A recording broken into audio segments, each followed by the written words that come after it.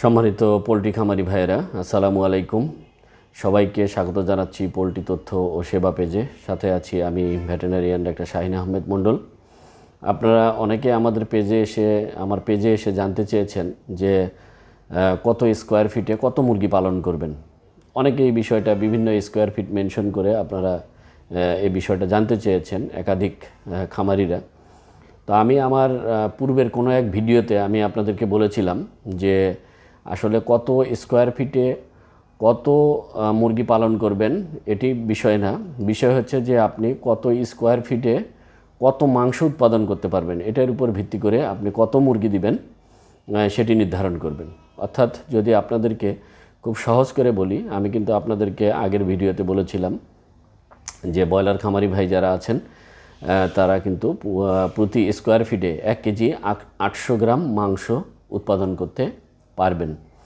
তো যদি প্রতি স্কোয়ার ফিটে আমরা 1 কেজি 800 গ্রাম মাংস উৎপাদন করতে পারি, তাহলে আপনার যত স্কোয়ার ফিট হয় আপনারা 1.8 কেজি এটা দিয়ে গুণ দিবেন, দিয়ে দেখবেন যে কত কেজি মাংস আপনি আপনার যে নির্ধারিত জায়গা, যে সাপোজ আমার 500 স্কোয়ার ফিট, তাহলে আমি 500 ইন্টু 1.8 কেজি এটাকে গুণ দিয়ে দেখব যে কত কেজি মাংস। তো এই মাংসটা আমি কত মুরগি থেকে চাচ্ছি, তো সেই অনুযায়ী সেই অনুপাতে আপনি ততটা মুরগি আপনি পালন করতে পারেন।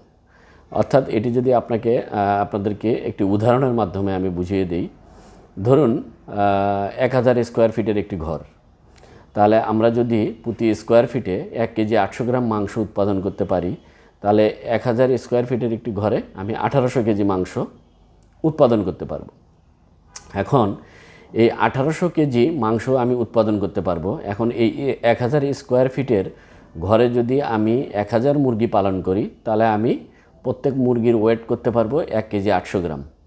তাহলে আমার কিন্তু 1800 কেজি হইল এবং প্রতি স্কোয়ার ফিটে 1 কেজি 800 গ্রাম করে মাংস আমি উৎপাদন করলাম। এখন আপনি চিন্তা করলেন যে না, আমি প্রত্যেকটা মুরগি 1 কেজি 800 গ্রাম না, আমি প্রত্যেকটা মুরগি 2 কেজি 200 গ্রাম করব।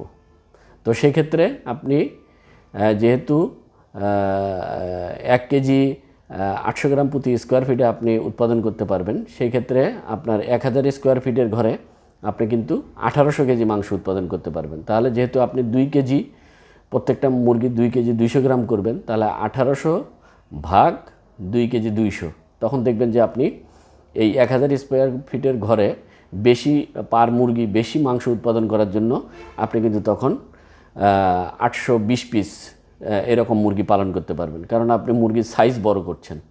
তো সেই ক্ষেত্রে যদি 820 পিস মুরগি আপনি 2 কেজি 200 করেন, সেক্ষেত্রে আপনি হিসাব করে দেখবেন যে পার স্কোয়ার ফিটে কিন্তু 1 কেজি 800 মাংসই উৎপাদন হচ্ছে। আবার ধরুন আপনি মনে করলেন যে আমি মুরগি 2 কেজি 200 না, আমি মুরগি 2 কেজি 400 করব। তাহলে এই যে 2 কেজি 400 করবেন আপনি, তাহলে 1000 স্কোয়ার ফিটের ঘরে যেহেতু আমরা 1800 কেজি মাংস উৎপাদন করতে পারি, সুতরাং 1800 কেজি ভাগ 2 কেজি 2.4 দিয়ে ভাগ করলে আপনি দেখবেন যে কত মুরগির সংখ্যা হয়। নর্মালি দেখবেন যে 750 পিস মুরগি। অর্থাৎ আমরা 1000 স্কোয়ার ফিটের ঘরে মুরগির সাইজ যদি 2 কেজি 400 গ্রাম করে প্রত্যেক মুরগি করি, সেক্ষেত্রে আমি 750 পিস মুরগি পালন করতে পারবো। তো এক্ষেত্রেও কিন্তু আপনি হিসাব করে দেখবেন যে প্রতি স্কোয়ার ফিটে আপনার 1 কেজি 800 গ্রাম মাংসই উৎপাদন হচ্ছে। তো এইভাবে কিন্তু আপনারা হিসাব করে আপনারা মুরগি দিতে পারেন। সেই ক্ষেত্রে যেটি হবে যে আমি যেহেতু বলেছি আগের ভিডিওতে যে 1 কেজি প্রতি স্কোয়ার ফিটে 1 কেজি 800 গ্রাম মাংস উৎপাদন করতে পারবেন, এটি বলার পিছনে আমি কারণ হিসেবে যেটি আপনাদেরকে বলেছিলাম যে নরমালি যে লিটার কন্ডিশন এটি ভালো থাকে, অ্যামোনিয়া গ্যাসের উৎপাদন সহনীয় পর্যায়ে থাকে। তো এই সমস্ত কারণে আমি আরও বেশ কিছু কারণ উল্লেখ করেছিলাম। তো এই সমস্ত কিছু কারণেই কিন্তু আমরা বলছি যে পার স্কোয়ার ফিটে 1 কেজি 800 গ্রাম মাংস উৎপাদন করা মুরগিকে সেফ রাখে এবং মুরগিকে ধকল থেকে রক্ষা করে। সুতরাং আশা করছি যে আমার আজকের আলোচনা থেকে আপনারা বিষয়টা ক্লিয়ার হবেন। তারপরেও যদি আপনারা বুঝতে না পারেন আমাকে ইনবক্সে নক দিবেন, আমি চেষ্টা করব আপনাদেরকে রিপ্লাই দেওয়ার জন্য। ধন্যবাদ।